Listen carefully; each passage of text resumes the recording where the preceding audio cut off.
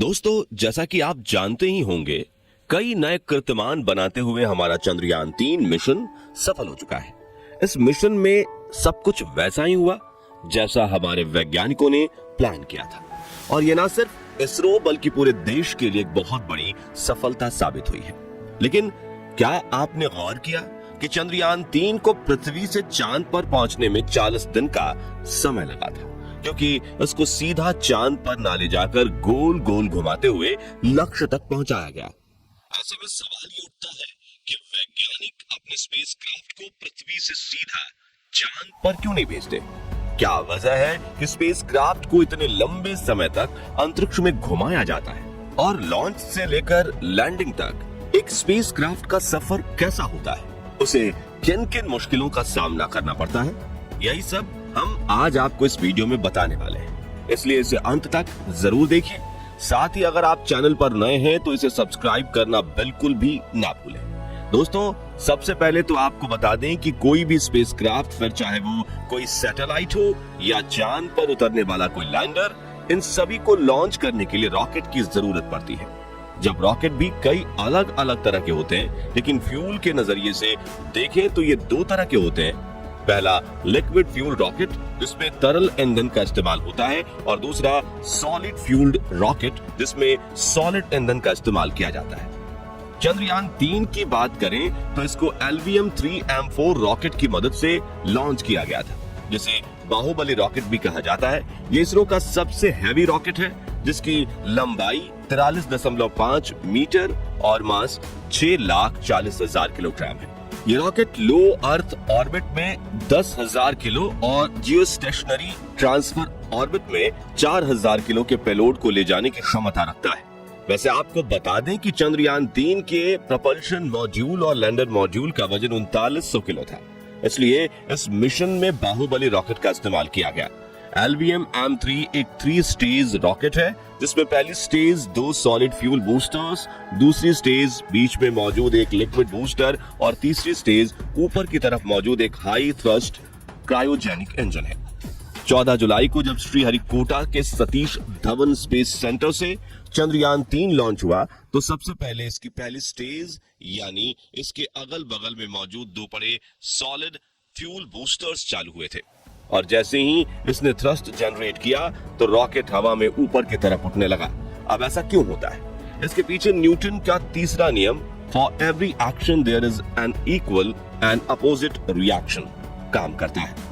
इसे आप एक गुब्बारे के उदाहरण से समझ सकते हैं। आपने देखा होगा कि गुब्बारे को अगर छोड़ दिया जाए तो वो हवा निकलने के साथ ऊपर की तरफ उठना शुरू कर देता है, यानी उसकी हवा का प्रेशर नीचे की तरफ होता है, जिसके बल से गुब्बारा ऊपर की ओर उठने लगता है। ठीक वैसे ही जब रॉकेट में लगे बूस्टर्स फायर होकर गैस को नीचे की तरफ धकेलते हैं, तो उसके बल से रॉकेट खुद ऊपर उठने लगता है, और ये जितना ज्यादा फोर्स से गैस को बाहर निकालता है, इसके ऊपर उठने की रफ्तार भी उतनी ही तेज होती जाती है। आपको बता दें कि लॉन्च होने के कुछ ही सेकंड्स के अंदर चंद्रयान 3 ने 16,000 किलोमीटर प्रति सेकंड की रफ्तार पकड़ ली, और करीब 108 सेकंड्स बाद वैज्ञानिकों ने इसकी दूसरी स्टेज यानी लिक्विड इंजन को भी चालू कर दिया। दोनों बूस्टर्स एक साथ चालू होने की वजह से इसकी रफ्तार और ज्यादा तेज हो गई, और 130 सेकंड्स में यह धरती से 62 किलोमीटर दूर की ऊंचाई पर पहुंच गया। फिर कुछ सेकंड्स के बाद इस साइड में लगे 2 बूस्टर्स का फ्यूल खत्म हो गया और वो रॉकेट से अलग हो गए। फर्स्ट स्टेज बूस्टर्स के रॉकेट से अलग होने के बाद इसका वजन काफी हल्का हो गया, और इसी के चलते इसकी रफ्तार और भी ज्यादा तेज हो गई। उड़ान भरने के करीब 196 सेकंड्स के बाद जब चंद्रयान 3 पृथ्वी के वायुमंडल से बाहर निकल गया, तो रॉकेट से उसकी हीट शील्ड भी अलग हो गई। अब बारी आई सेकंड स्टेज यानी लिक्विड इंजन के इससे अलग होने की, और ये लॉन्च होने के 6 मिनट बाद हुआ। लिक्विड बूस्टर अलग होते ही रॉकेट की तीसरी स्टेज यानी क्रायोजेनिक इंजन चालू हो गया, और ये स्पेसक्राफ्ट से तब तक अलग नहीं हुआ जब तक कि इसने इसको पृथ्वी की कक्षा में स्थापित नहीं कर दिया। आपको बता दें कि चंद्रयान 3 को पृथ्वी के ऑर्बिट तक पहुंचने में 16 मिनट का समय लगा था, यानी लॉन्च के 16 मिनट के अंदर स्पेसक्राफ्ट से रॉकेट के तीनों स्टेज अपना अपना काम करके अलग हो गए थे। यहाँ आपकी जानकारी के लिए बता दें कि स्पेसक्राफ्ट से रॉकेट के जो हिस्से अलग होते हैं वो भी पृथ्वी पर ऐसे ही कभी नहीं गिर जाते, बल्कि वैज्ञानिक उन्हें क्रैश करने का प्लान भी बनाते हैं। जहां आमतौर पर इन्हें समुद्र में क्रैश कराया जाता है। आप में से ज्यादातर लोग ये सोचते होंगे कि कोई भी रॉकेट जब लॉन्च होता है तो ये एकदम सीधा ऊपर की तरफ जाता होगा, लेकिन असल में ऐसा नहीं है। होता यह है कि रॉकेट ऊपर जाने के साथ साथ खुद को एक दिशा में झुकाता भी है, ताकि पृथ्वी की कक्षा में जाते समय इसका रुख आगे की तरफ सीधा हो। तो जैसा कि हमने आपको बताया, 16 मिनट के अंदर चंद्रयान 3 से उसके रॉकेट की तीनों स्टेज अलग हो गई और पृथ्वी की कक्षा में पहुंचने तक बस प्रपल्शन मॉड्यूल और लैंडर ही बाकी रह गए। इसके बाद फिर चंद्रयान ने पृथ्वी के 5 चक्कर लगाए और इसके बाद से ये चांद की तरफ आगे बढ़ने लगा। लेकिन सवाल ये उठता है कि चंद्रयान ने पृथ्वी के इतने सारे ऑर्बिट क्यों किए? ये सीधा चांद की तरफ क्यों नहीं निकल गया? अगर एक शब्द में इसका जवाब देना हो तो वो होगा बजट। जी हाँ दोस्तों, हमारे इसरो वैज्ञानिकों का लक्ष्य सिर्फ चांद पर पहुंचना ही नहीं, बल्कि चांद पर कम से कम पैसा खर्च करके पहुंचना था, और इसी वजह से हमारा चंद्रयान पृथ्वी के चक्कर लगाता हुआ चांद की तरफ बढ़ा। अब चक्कर लगाने का बजट से क्या लेना देना है, चलिए आपको डिटेल में ये भी समझाते हैं। दरअसल दोस्तों, जब भी कोई मिशन पृथ्वी से बाहर चंद्रमा, मंगल, सूर्य वगैरह पर जाता है तो उसके लिए स्पेसक्राफ्ट को पृथ्वी के ग्रेविटेशनल फील्ड से बाहर निकालना पड़ता है। ये सुनने में भले ही छोटी सी बात लगे, लेकिन ये काम बहुत मुश्किल होता है। असल में कोई भी ऑब्जेक्ट पृथ्वी के गुरुत्वाकर्षण क्षेत्र से तभी बाहर निकल सकता है जब उसकी रफ्तार 11.2 किलोमीटर प्रति सेकंड यानी कि 4,03,200 किलोमीटर प्रति घंटा हो। इस रफ्तार को पृथ्वी की एस्केप रफ्तार माना जाता है, एस्केप वेलोसिटी कहा जाता है। पृथ्वी की तरह हर ग्रह की अपनी एस्केप वेलोसिटी होती है, जो उसकी ग्रेविटी पर निर्भर करती है।